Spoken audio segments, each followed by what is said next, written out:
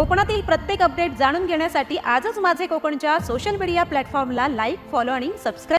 तळा नगरपंचायत हद्दीतील तहसील रस्त्यावरील धरणालगत मंजूर करण्यात आलेल्या शासकीय विश्रामगृहाच्या कामाचा वेग अत्यंत संथ गतीने असल्याने नागरिकांमध्ये तीव्र नाराजी व्यक्त होते. या विश्रामगृहासाठी राज्य सरकारने तब्बल 3,14,54,000 रुपयांचा निधी मंजूर केला असून काम पूर्ण करण्याचा कालावधी 1.5 वर्षांचा आहे.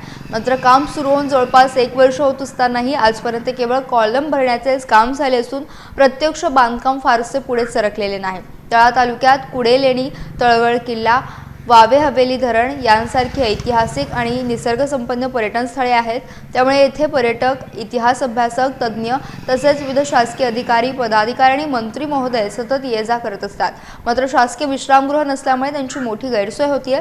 यामुळे संबंधित ठेकेदाराने आणि बांधकाम विभागाने तातडीने लक्ष घालून शासकीय विश्रामगृहाचे काम गतीने पूर्ण करावे अशी जोरदार मागणी आता तळा शहरातील नागरिकांकडून केली जाते.